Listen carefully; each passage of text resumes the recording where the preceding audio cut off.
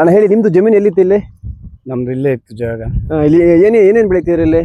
ನಾವು ಮಾಮೂಲಿ ರಾಗಿ ಬೆಳಿತಾ ಇದ್ದ, ಹಾ ಮತ್ತೆ ಸಿಲ್ವರ್ ಮರ ಹ್ಮ್ ಆ ಥರ ಎಲ್ಲ ತೋಟ ಮಾಡ್ಕೊಂಡಿದ್ದು. ತೋಟ ತೋಟ ಮಾಡ್ಕೊಂಡು ತೋಟದಲ್ಲಿ ಏನೇನ್ ಇತ್ತಣ್ಣ? ಮಾಮೂಲಿ ಕೋಸು, ಕ್ಯಾರೆಟ್, ಮುಲ್ಲಂಗಿ, ಸೊಪ್ಪು, ಸದೆ ಹಿಂಗ್ ಬೆಳಿತೀವಿ. ಇದೇ ಜಾಗದಲ್ಲಿ ಇತ್ತು? ಇದೇ ಜಾಗ. ಮತ್ತೆ ಎಲ್ಲ ಈಗ ಇದಾಗ್ಬಿಟ್ಟಿದೆ, ಈಗ ಲೇಔಟ್ ಆಗಿದ್ದಾರೆ, ಮನೆ ಕಟ್ಟಬೇಕು ಅಂತ ಹೇಳಿ ಕಲ್ಲಲ್ಲಿ ಹಾಕ್ಬಿಟ್ಟಿದ್ದಾರೆ ಎಲ್ಲ. ಅದು ಹೌದು, ಬಿಡಿ ಅಕ್ವೈರ್ ಮಾಡ್ಕೊಂಡಿದೀವಿ ಅಂತ ಹೇಳಿ ಹಾ ನಮ್ಮನ್ನ ಖಾಲಿ ಮಾಡ್ಸಿ. ಅಲ್ಲ, ಯಾವಾಗ ಇದು ನಿಮಗೆ ನೋಟಿಸ್ ಕೊಡ್ತು? ನಮಗೆ ಇತ್ತೀಚೆಗೆ ನೋಟಿಸ್ ಕೊಟ್ಟಿರೋದು 2024 ನಮ್ಗೆ ನೋಟಿಸ್ ಕೊಟ್ಟಿತ್ತು. ಬೇರೆ ರೈತರುಗಳಿಗೆಲ್ಲ 2008-06 ಕೊಟ್ಟವ್ರು. ಹಾ ಅಣ್ಣ, ನೋಟಿಸ್ ಏಕೆ ಬಂದು ಕೊಟ್ಟಾಗ ನಿಮಗೆ ಏನು ಭಯ, ಮತ್ತೆ ಇನ್ನೇನು ಮುಂದೆ ಜೀವನ ಇಲ್ಲ ಅಂತ ಅಂದಾಗ ನಿಮಗೆ ಭಯ ಆಗ್ಲಿಲ್ವಾ? ನಾವು ಗೌರ್ಮೆಂಟ್ನ ಎದುರಾಕೊಂಡು ನಾವು ಇದು ಮಾಡಕ್ಕಾಗತ್ತಾ? ನಮ್ಗೆ ಜೀವನ ಇನ್ ಹೆಂಗಪ್ಪ, ಇನ್ ಮುಗೀತು ನಮ್ ಕತೆ ಅಂತ ನಾವು ನಿರ್ಧಾರ ಮಾಡಿದ್ವು. ಅಲ್ಲ, ಹೋರಾಟ ಏನು ಮಾಡ್ಲಿಲ್ವಾ ನೀವು ಅವಾಗ? ಅಪೋಸ್ ಮಾಡಿಲ್ವಾ? ಈಗ ಪ್ರತಿಭಟನೆ ನಮ್ಮ ಹಕ್ಕು ಅಂತ ಹೇಳಿ ದೇಶದಲ್ಲಿ ಕಾನೂನು ಇದೆ. ಈಗ ಇವನು ರೈತರು ಏನು ಹೋರಾಟ ಮಾಡಿಲ್ವಾ ಅಂತ ಹೇಳಿ? ಹೌದು, ಸುಮಾರು ರೈತರುಗಳೆಲ್ಲ ಅಡಿಕೆ ಮರ, ತೆಂಗಿನ ಮರಗಳು, ತೋಟಗಳೆಲ್ಲ ಹೋಯ್ತು ಅಂತ ಸುಮಾರು ಚಳುವಳಿಗಳು ಮಾಡಿದ್ರು. ಎಷ್ಟು ದಿನ ನಡೀತು ಚಳುವಳಿ? ಇದು ಯಾರ್ಯಾರು?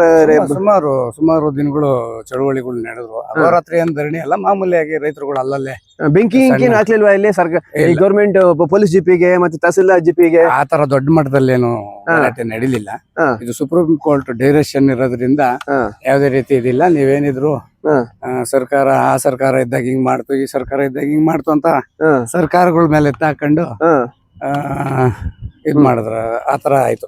ಅಣ್ಣ, ಇಲ್ಲಿ ಈ ಒಂದು ಈಗ ಮುಂಚೆ ಯಾವ ಊರಾಗಿತ್ತು ಇಲ್ಲಿ? ಇದು ಗಾಣಿಗಳ್ಳಿ ಗ್ರಾಮ, ಗಾಣಿಗಳ್ಳಿಗೆ ಸೇರಿರುವಂತ ಗ್ರಾಮ. ಎಷ್ಟು ವರ್ಷದಿಂದ ಇಲ್ಲಿ ಕಟ್ಕೊಂಡಿದ್ರು ರೈತರೆಲ್ಲ? ನಮ್ಮ ಅಪ್ಪ ಅವರೆಲ್ಲ ನಾವು ಬುದ್ಧಿ ಕಂಡಾಗ ಅವರಿಂದನೂ ಹಿರಿಕರಲ್ಲ ಇಲ್ಲಿ. ತಾತ ಮುತ್ತಪ್ಪ ಅಂತ, ಈಗ ಹೈದರ್ ಅಲಿ ಖಾನ್, ಟಿಪ್ಪು ಸುಲ್ತಾನ್, ಮೈಸೂರು ಮಹಾರಾಜರು ಅಂದ ಕಾಲದಿಂದನು. ಹೌದೌದು, ಹಳಬ್ರೇನೆ, ಹೊಸಬ್ರೇನೆ.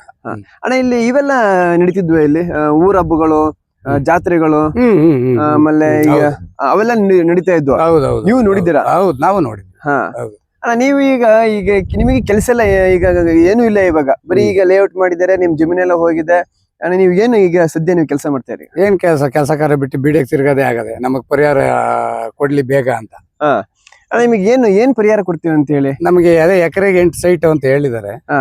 ಎಕರೆಗೆ 8 ಸೈಟು. ಮತ್ತೆ ಅದನ್ನ ನಾವು ಪಡೆಯೋದಕ್ಕೋಸ್ಕರ ಓಡಾಡೋದೇ ಆಗೋಗಿದೆ. ಅಣ್ಣ, ಈಗ ನೀವು ಎಕರೆಗೆ ಇಲ್ಲಿ 8 ಸೈಟು, ಅವರಿಗೆ 8 ಸೈಟು, ನಿಮಗೆ 8 ಸೈಟು ಅಂತ. ಹೌದು. ಆ ಸೈಟ್ ಅಲ್ಲಿ ನೀವು ಮತ್ತೆ ಮನೆನೇ ಕಟ್ಟಬೇಕಾ, ಅಥವಾ ಮತ್ತೆ ಅದ್ರಲ್ಲಿ ನೀವು ಈ ರಾಗಿ ಪಾಗಿ, ಈ ತೆಂಗಿನ ಮರ ಬೆಳ್ಕೋಬೋದಾ? ನಮ್ಮ ಜೀವನಕ್ಕೆ ಏನು ಅಗತ್ಯ ಆಯ್ತು ನೋಡ್ಕೊಬೇಕು ನಾವು ಜೀವನ ನಿರೂಪಿಸ್ಕೊಳಕ್ಕೆ. ಅಂದ್ರೆ ತೋಟನೇ ತೋಟ ಮಾಡಕ್ ಬಿಡ್ತಾರ, ಸೈಟ್ ಮಾಡಿರೋ ಜಾಗದಾಗೆ ಯಾವ ರೀತಿ ಅನ್ನೋದನ್ನ ಆಮೇಲೆ ನಿರ್ಧಾರ ಮಾಡೋಂಥದ್ದು. ನಮ್ಗೆ ಬಂದ್ರೆ ಅದು ಒಂದೇ ಕಡೆ ಕೊಡಲ್ಲ ಅಂತವ್ರೆ. ಅಲ್ಲೊಂದ್ ಸೈಟ್ ಅಂದಾಗ ರಾಗಿ ಪಾಗಿ ಇನ್ನೊಂದು ತೋಟ ಮಾಡೋ ಪರಿಸ್ಥಿತಿ ಇರಲ್ಲ. ಒಂದೊಂದ್ ಸೈಟ್ ಕೊಟ್ಟಾಗ ಮಾಡಕ್ ಬರಲ್ಲ. ಒಂದೇ ಕಡೆ ಕೊಟ್ಟಾಗ ಬೇಕಾದ್ರೆ ಮಾಡ್ಬೋದು. ಹಂಗೆ ಆತರ ಅವಕಾಶ ಇದೆಯಾ? ಹಂಗೆ ಇಲ್ವಂತೆ ಆತರ.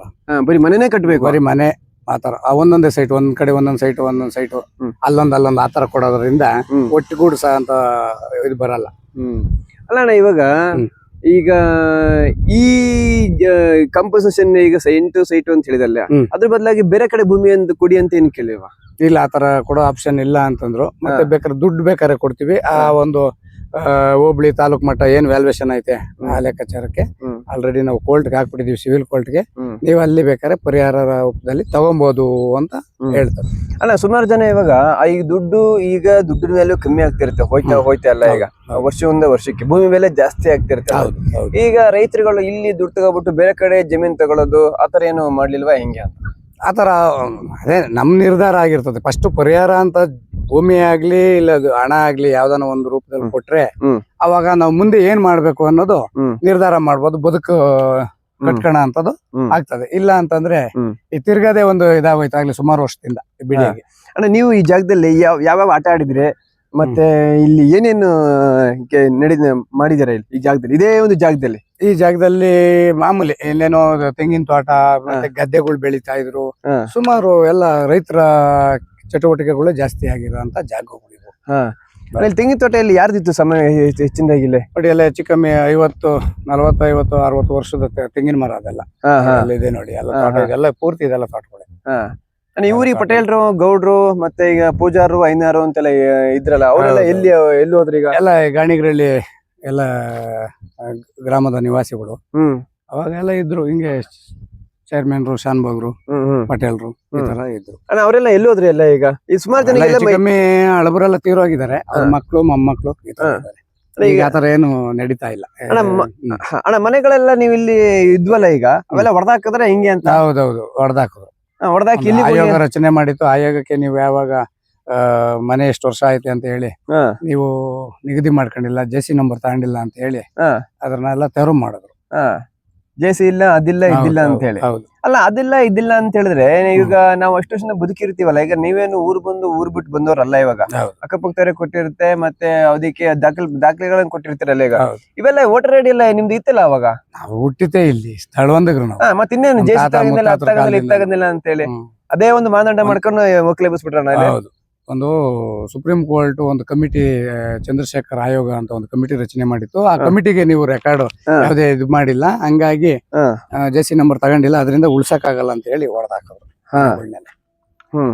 ಅದೇ ಇನ್ನು ಇಲ್ಲಿ ಈಗೆಲ್ಲ ಈಗ ಅಂತದ್ದು ಈ ತೆಂಗಿನ ತೋಟ, ರಾಗಿ ತೋಟ ಅಂತ ಹೇಳಿದ್ರೆ, ಈಗ ಮತ್ತೆ ನೀವು ಈಗ ಬೇರೆ ಕಡೆ ಏನಾದ್ರು ಬೆಳೆಯಕ್ಕೆ ಇಲ್ಲಿಂದ ಜನಗಳೇನಾದ್ರು ಮಾಡ್ಕೊಂಡಿದ್ದಾರೆ ಹೆಂಗೆ ಅಂತ? ಈಗ ನಾವು ಏನು ಕೆಲಸ ಕಾರ್ಯಗಳಿಂದ ಬಂದಿದ್ದೀವಿ ಹುಟ್ಟದಾಗಿಂದ, ಆ ಕೆಲಸನೇ ಮಾಡ್ಬೇಕು. ಇವಾಗ ನಾವು ರೈತರು ಅಂತಂದ್ರೆ ರೈತರ ಕೆಲಸನೇ ಮಾಡ್ಬೇಕು, ಬೇರೆ ಕೆಲಸ ನಮಗ್ ಗೊತ್ತಿಲ್ಲ. ಯಾವ ರೀತಿ ಜಾಗ ಸರ್ಕಾರ ನಮ್ಗೆ ಆದಷ್ಟು ಬೇಗ ಕೊಡ್ತದೆ ಅನ್ನೋದ್ರ ಮೇಲೆ ನಾವು ಬದುಕು ಕಟ್ಕೊಳಕ್ಕೆ ಒಂದು ಅವಕಾಶ ಆಗ್ತದೆ. ಅಣ್ಣ, ಈಗ ಈ BDA ಇದು ಅಕ್ವೈರ್ ಮಾಡ್ಕೋತೀವಿ ಅಂದಾಗ ಈಗ ಇಲ್ಲಿನ ಊರು ಜನರು ತುಂಬಾ ಜನ ಸಪೋರ್ಟ್ ಮಾಡಿರ್ತಾರೆ, ನಮ್ಮ ಭೂಮಿಗೆ ಒಳ್ಳೆ ಬೆಲೆ ಬಂದ್ಬಿಡ್ತು ಅಂತ ಹೇಳಿ. ಬರೀ ಎಕರೆಗೆ 25 ಲಕ್ಷ ಅಂತ ಅಂದಾಗ ಇಲ್ಲಿ ಈಗ ಕೋಟಿ ಬೆಲೆ ಬಾಳುತ್ತೆ. ಇವಾಗ ತುಂಬಾ ಜನ ರೈತರು ಇವಾಗ ಅದಕ್ಕೆ ವಿರೋಧ ಮಾಡಿದ್ರೆ, ಅಥವಾ ಅದಕ್ಕೆ ಪರವಾಗಿಲ್ಲ, ನಮ್ಮ ಭೂಮಿ ಒಳ್ಳೆ ಬೆಲೆ ಬಂತು, ನಾವು ಬೇರೆ ಕಡೆ ಜಮೀನು ತಗೋತೀವಿ, ಇಲ್ಲಿ ಮನೆ ಕಟ್ಕೊಬಿಟ್ಟು ಬಾಡಿಗೆ ಬಿಡ್ತೀವಿ, ಫ್ಯಾಕ್ಟ್ರಿಗಳು ಹಾಕೋತೀವಿ ಅಂತ ಹೇಳಿ ತುಂಬಾ ಜನ ಯೋಚನೆ ಮಾಡ್ತಾರೆ. ರೈತರು ಯಾವ್ದು ಆ ರೀತಿ ಯೋಚನೆ ಮಾಡಿರೋ ಪ್ರಶ್ನೆ ಇಲ್ಲ. ನಮಗೆ ಮಕ್ಕಳಿಗಿಂತ ಹೆಚ್ಚಾಗಿ ಸಾಕಿರೋಂತ ಗಿಡ ಮರಗಳು ಆಯ್ತು, ಅಡಿಕೆ, ಒಂಬಾಳೆ ಬಂದಿರೋಂತ ಅಡಿಕೆ ಮರ ಕಡಿದ್ಬಿಟ್ರು, ತೆಂಗಿನ ಮರ ಕಡಿದ್ಬಿಟ್ರು.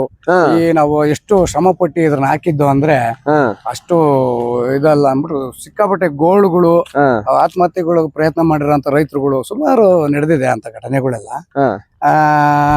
ಇದು ಬಿಡಿ ಆಗಕ್ಕೆ ಆ ಸರ್ಕಾರ ಕಾರಣ, ಈ ಸರ್ಕಾರ ಕಾರಣ ಅಂತ ಒಬ್ಬರ ಮೇಲೆ ಒಬ್ರು ನೆತ್ತಾಕೊಂಡು ಈ ರೀತಿ ಅನ್ಯಾಯ ಮಾಡಿರ್ತಕ್ಕಂಥದ್ದು. ರೈತರುಗಳು ಮಕ್ಕಳಿಗಿನ್ನ ಹೆಚ್ಚಿಗೆ ಬೆಳೆದಿರ್ತಕ್ಕಂಥ ಗಿಡ ಮರಗಳನ್ನ ಅದು ಹೇಳಕ್ ಸಾಧ್ಯ ಇಲ್ಲ, ಆತರ ಅಷ್ಟು ನೋವು ಅನುಭವಿಸಿದ್ದಾರೆ.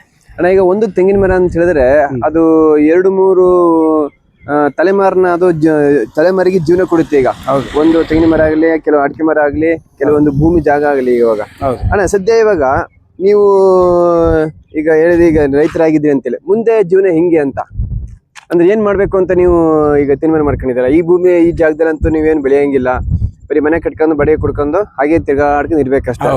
ಈಗ ನೀವು ರೈತರ ಕೆಲಸ ಅಂತ ನಿಮಗೊಂಥರ ಆಸೆ ಇರುತ್ತೆ. ಈಗ ಎಮ್ಮೆಗಳನ್ನ ಹೊಡ್ಕೊಂಡ್ ಬರ್ಬೇಕು, ಹಸುಗಳನ್ನ ಸಾಕ್ಬೇಕು, ರೈತರಿಗೆ ಹಾಲಾಗ್ಬೇಕು ಅಂತೇಳಿ. ಆ ಮೂಲ ಕಸುಬು ಬೇರೆ, ಇದು ಹೊಸ ಫ್ಯಾಷನ್ ಕಸುಬಿಗೂ ಬೇರೆ. ಈಗ ಏನ್ ಮಾಡ್ಬೇಕು ಅಂತ ಅನ್ಕೊಂಡಿದ್ದೀರ ನೀವು? ಇವಾಗ ನಾವು ಯಾವ ರೀತಿ ಪರಿಹಾರ ರೂಪದಲ್ಲಿ ಏನು ಸರ್ಕಾರ ತೀರ್ಮಾನ ಮಾಡಿ ಕೊಡ್ತದೋ ಅದ್ರ ಮೇಲೆ ನಾವು ಡಿಪೆಂಡ್ ಆಗಿ, ಇವಾಗ ಸ್ಕೂಲು ನಾವು ಡೈರಿಗಳಿಗೆ ಹಾಲು ಹಾಕೋದು, ಮತ್ತೆ ತೋಟ ಅಂತೂ ಮಾಡಕ್ ಆಗಲ್ಲ, ನಮ್ಗೆ ಒಂದೇ ಕಡೆಗೆ ಜಾಗಗಳು ಕೊಡಲ್ಲ, ಅಲ್ಲೊಂದಲ್ಲೊಂದ್ ಸೈಟ್ ಕೊಡ್ತೀನಿ ಅಂತ ಹೇಳ್ತಾರೆ. ಹಂಗಾಗಿ ನಾವು ಏನೋ ಒಂದು ಸ್ಕೂಲ್ ಸಾಕುವಂಥದ್ದು, ಏನೋ ಒಂದು ಜೀವನ ಮಾಡೋ ಅಂತ ಕೆಲಸ ಮಾಡ್ಬೇಕು. ಯಾವ ರೀತಿ ಪರಿಹಾರ ಕೊಡ್ತದ ಅನ್ನೋದ್ರ ಮೇಲೆ ನಾವು. ಅಣ್ಣ, ಇಲ್ಲಿ ಸುಮಾರು ಜನ ಊರಿತ್ತಲ್ಲ, ಊರ್ ಜನ ಎಲ್ಲ ಎಲ್ಲಿ ಹೋದ್ರು? ಊರು ಮಾಮೂಲಿ ಈ ಕಾಳ್ತಮ್ಮನಹಳ್ಳಿ, ಈಗ ಗಾಣಿಗರಹಳ್ಳಿ, ಈಗ ಕೆಬ್ಬೆಪಳ್ಳಿ, ಸೋಮಸಟ್ಟಹಳ್ಳಿ, ಈ ತರ ಊರುಗಳು ಗ್ರಾಮ ಹಂಗೆ ಇದೆ. ಗ್ರಾಮದ ಅಲ್ಲಿರ್ತಕ್ಕಂತ ಜಮೀನು ವಾರಸ್ತಾರ ಇಲ್ಲಿ ಏನಿದ್ರು ಇಲ್ಲೊಂದೊಂದು ಮನೆಗಳು ಕಟ್ಕೊಂಡಿರೋಂಥದ್ದು, ಮನೆನೂ ಇಲ್ಲಿ ತೆರವು ಮಾಡ್ಕೊಂಡು ಅಂದ್ರೆ ಇದು ಲೇಔಟ್ ಮಾಡ್ಕೊಳಕೋಸ್ಕರ ಮಾಡಿದಿರ. ಅಂದ್ರೆ ಈಗ ಊರುಗಳು ಹಂಗೆ ಉಳಿದಿದೆ, ಮತ್ತೆ ಇಲ್ಲಿ ಊರು ಹೊರಗಡೆ ಇರ್ತಕ್ಕಂಥ ರೈತರ ಭೂಮಿ, ಅದೇ ತೋಟಗಳೇನಿರುತ್ತೆ ಅದನ್ನ ಮಾತ್ರ ಅಕ್ವೈರ್ ಮಾಡ್ಕೊಂಡಿದ್ದಾರೆ. ಊರಿಂದು ಮನೆಗೆ ಏನು ಹೊಡೆದಾಕಿಲ್ಲ. ಊರಿನ ಮನೆಗಳಿಗೂ ನೋಟಿಸ್ ಕೊಟ್ಟವ್ರಂತೆ, ಊರಲ್ಲಿ ಏನೋ ಡೆಪಾಸಿಟ್ ಕಟ್ಟಬೇಕು ನೀವು, ಅಂದ್ರೆ ಡೆವಲಪ್ಮೆಂಟ್ ಚಾರ್ಜ್ ಕಟ್ಟಬೇಕು ಅಂತ ಹೇಳಿ ಊರಲ್ಲೆಲ್ಲ 20 ಲಕ್ಷ, 22 ಲಕ್ಷ, 18 ಲಕ್ಷ ಹಿಂಗೆಲ್ಲ ಬಿಡಿಯೋದಾಗ ಕಟ್ಟಿ ಅವರು ಡಾಕ್ಯುಮೆಂಟ್ಗಳನ್ನ ತಗೋಣ ಅಂತದ್ದು. ಬಿಡಿಯೋದಾಗೇನೆ ಇದೊಂದು ಕೆಲಸ ಆಗ್ಬಿಟ್ಟಿದೆ, ತಿರುಗಿ ಅದೊಂದು ಡಾಕ್ಯುಮೆಂಟ್ ಇದ್ ಮಾಡೋ ಅಂತದ್ದು. ಗ್ರಾಮ ಠಾಣ ಮಾತ್ರ ಯಾವ್ದೇ ರೀತಿ ಇದಿಲ್ಲ ಅಂತ, ಸರ್ವೆ ನಂಬರ್ಗಳೆಲ್ಲ ನೀವು ಡೆವಲಪ್ಮೆಂಟ್ ಚಾರ್ಜ್ ಕಟ್ಟಬೇಕು ಅಂತ ಹೇಳಿ ಎಲ್ಲಾರು ಒಂದು ನಂಬರ್ ತಗೊಳೋ ಕೆಲಸ ಮಾಡ್ತಾವ್ರೆ. ಅಲ್ಲ, ಡೆವಲಪ್ಮೆಂಟ್ ಕೆಲಸ ಅದನ್ನ ಗೌರ್ಮೆಂಟ್ ಮಾಡ್ಬೇಕು. ಗೌರ್ಮೆಂಟ್ ಜನಗಳು ಡೆವಲಪ್ ಆಗೋಕೆ ಈಗ ಅವ್ರದ್ದು ದುಡಿಯೋದೇ ಬದುಕೋದೇ ದೊಡ್ಡ ಹರಸಾಹಸ ಇರುತ್ತೆ. ಅವ್ರ ರೈತರು ಇದು ಯಾಕೆ ಕೊಡ್ಬೇಕು ಅಂತ ಡೆವಲಪ್ಮೆಂಟ್ ಕಾಸು ಅಂತ? ಈಗ ಅದೆಲ್ಲ ಸರ್ವೆ ನಂಬರ್ ಆಗಿರೋದ್ರಿಂದ ಅದು ಗ್ರಾಮ ಠಾಣ ನಾವು ಇದ್ ಮಾಡಲ್ಲ. ಸರ್ವೆ ನಂಬರ್ ಆಗಿರೋದ್ರಿಂದ ನಾವು ಸರ್ವೆ ನಂಬರ್ಗೆ ಕಟ್ಲೇಬೇಕು. ನಾವು ಸ್ಯಾನಿಟರಿ ಕೊಡ್ತೀವಿ, ಕಾವೇರಿ ನೀರು ಕೊಡ್ತೀವಿ, ಮತ್ತೆ ರೋಡ್ಗಳು ಇನ್ನೊಂದು ಮತ್ತೊಂದೆಲ್ಲ ಅನುಕೂಲ ಕೊಡೋದ್ರಿಂದ ಅದು ಬೆಟರ್ಮೆಂಟ್ ಚಾರ್ಜ್ ಅಂತ ಹೇಳಿ ಮಾಡವ್ರೆ ಅಂತ. ಎಷ್ಟು ಈಗ ಊರಲ್ಲಿ ಈಗ 22 ಲಕ್ಷ ಕೊಡ್ಬೇಕು ಅಂತ ಮೆಜರ್ಮೆಂಟ್ಗೆ ಏನೋ 1080 ಎಷ್ಟೋ ಮಾಡಿದಾರಂತೆ ಒಂದ್ ಅಡಿಗೆ. ಅದು ಚಾರ್ಜ್ ಕಟ್ಟಬೇಕು ಅಂತ. ಅವ್ರ ಮೆಜರ್ಮೆಂಟ್ ಎಷ್ಟು 1000 ಆಯ್ತೋ ಅದ್ರ ಮೇಲೆ ಚಾರ್ಜ್ ಕಟ್ಟೋ ಅಂತ ವ್ಯವಸ್ಥೆ ಮಾಡೋರು. ಅಣ್ಣ, ಇವಾಗ ಏನು ಅಂತ ಹೇಳಿದ್ರೆ ನಾವು ಡೆವಲಪ್ಮೆಂಟ್ ಮಾಡ್ಕೊಡ್ತೀವಿ, ಕಾವೇರಿ ನೀರು ಕೊಡ್ತೀವಿ, ಇಲ್ಲಿ ರಸ್ತೆ ಸವಲತ್ತು ಸಿಗ್ತದೆ ನಿಮ್ಗೆ, ಆ ಸವಲತ್ತು ಕೊಡ್ತೀವಿ ಅಂತೇಳಿ ಪ್ರತಿ ಒಂದು ಮನೆಗೆ ಹೆಂಗೆ ಅದು ಊರಿಗ? ಇಲ್ಲ ಇಲ್ಲ ಇಲ್ಲ, ಮನೆಗ್ ಮಾತ್ರ ಅವ್ರ ಮೆಜರ್ಮೆಂಟ್ ಎಷ್ಟು ಅಡಿ ಐತೆ ಆ ಅಡಿಗೆ ಇಷ್ಟು ಅಂತ ಫಿಕ್ಸ್ ಮಾಡಿದ್ದಾರೆ. ಅಂದ್ರೆ ಮನೆಯವರು ಅಷ್ಟು ಕಾಸು ಕೊಡ್ಬೇಕು ಅವ್ರಿಗೆ ಅಂತ. ಹೌದೌದು. ಕೊಡ್ಲಿಲ್ಲ ಅಂತ ಹೇಳಿದ್ರೆ ಕೊಡ್ಲಿಲ್ಲ ಅಂದ್ರೆ ಮನೆ ತೆರವು ಮಾಡ್ಬೇಕಾಗ್ತದೆ. ಸುಪ್ರೀಂ ಕೋರ್ಟ್ ಡೈರೆಕ್ಷನ್ ಐತೆ, ನಮ್ಗೆ ಆದೇಶ ಐತೆ ಅಂತ. ಅಣ್ಣ, ಇದೆಲ್ಲ ಇದು ತಪ್ಪು ಅನ್ಸಲ್ಲ ಈಗ? ಯಾಕೆ ಅಂತ ಹೇಳಿದ್ರೆ ನಾವು ಹಳ್ಳಿಯಲ್ಲಿ ನಮ್ ಇಷ್ಟ ಬಂದಾಗ ನಮ್ ತಾಕತ್ತಿ ಅನುಸಾರ ನಾವು ಬದುಕ್ತಾ ಇರ್ತೀವಲ್ಲ. ಈಗ ಇವರು ಡೆವಲಪ್ಮೆಂಟ್ ಮಾಡ್ತೀವಿ, ಅದು ಮಾಡ್ತೀವಿ, ಇದು ಮಾಡಿ ದುಡ್ಡು ಕೊಡು ಅಂತ ಹೇಳಿದ್ರೆ ಅಷ್ಟೊಂದು ಆದಾಯನೇ ಇರಲ್ಲ ಇವಾಗ. ವಿಧಿ ಇಲ್ಲ. ಇಲ್ಲಾಂದ್ರೆ ಮನೆನೇ ತೆರವು ಮಾಡುವಾಗ ಪೊಲೀಸರು ಕರ್ಕೊಂಬಂದಿ ಮನೆ ತೆರವು ಮಾಡುವಾಗ ನಾವು ಕಟ್ಲೇಬೇಕಾಗ್ತದೆ ಮನೆ ಉಳಿಸ್ಕೊಳಕ್ಕೆ. ನಮ್ಮ ಪರಿಸ್ಥಿತಿ ದುಡ್ಡು ವಂಚಿ ಅಷ್ಟೊಂದು ಅಮೌಂಟ್ ಕಟ್ಟಕ್ಕೆ ಬಾರಿ ಕಷ್ಟ ಆಗ್ತದೆ. ಹಂಗಾಗಿ ಸರ್ಕಾರ ಏನು ಇದ್ ಮಾಡ್ತದೋ ಅದ್ರ ಮೇಲೆ ಡಿಪೆಂಡ್ ಆಗಿರ್ಬೇಕು. ಯಾಕಂದ್ರೆ ಕಟ್ಲೇಬೇಕು ಅಂದ್ರೆ ಕಟ್ಲೇಬೇಕು. ಏನಾದ್ರು ವ್ಯವಸ್ಥೆ ಮಾಡಿ. ಅಣ್ಣ, ಯಾವ ಊರಲ್ಲಿ ಅದು ಹಿಂಗೆ ಇಷ್ಟು ಅಮೌಂಟ್? ಸುಮಾರು ಈ ಶಿವರಾಂತ ಕಾರಂತ ಬಡಾವಣೆ ಅಂತ ಏನ್ ಮಾಡವ್ರೆ ಎಲ್ಲಾ ಊರಲ್ಲೂ ಅನ್ವಯ ಇದು. ಯಾವ ಊರಲ್ಲಿ ಅಂತಲ್ಲ, ಯಾವ ಊರು? ಕಾಳ್ತನಹಳ್ಳಿ ಆಗಿರ್ಬೋದು, ಬ್ಯಾಲ್ಕೆರೆ ಆಗಿರ್ಬೋದು, ಮೇಡಗ್ರಾರ, ಲಕ್ಷ್ಮೀಪುರ, ಏನೇನು ಯಾವ್ಯಾವ ಊರು ತಗೊಂಡವ್ರ ಅಷ್ಟು ಊರಲ್ಲೂ ಅನ್ವಯ ಆಗ್ತದೆ. ಸರ್ಕಾರ ನಿಗದಿ ಮಾಡಿರತಕ್ಕಂತ ಕಾನೂನು ಎಲ್ಲಾ ಊರಿಗೂ ಅನ್ವಯ ಆಗ್ತದೆ. ಬಿಡಿಯ ತಗೊಂಡ್ರ ಜಾಗ ಪೂರ್ತಿ ಹಿರೇಗುಡದಳ್ಳಿ, ಸೋಮಸಟ್ಟಳ್ಳಿ 17 ಗ್ರಾಮ ತಗೊಂಡಿರುವಂತದ್ದು. 17 ಗ್ರಾಮ, 1000 ಚಿಲ್ಲರೆ ಎಕರೆ ತಗೊಂಡಿರುವಂತದ್ದು.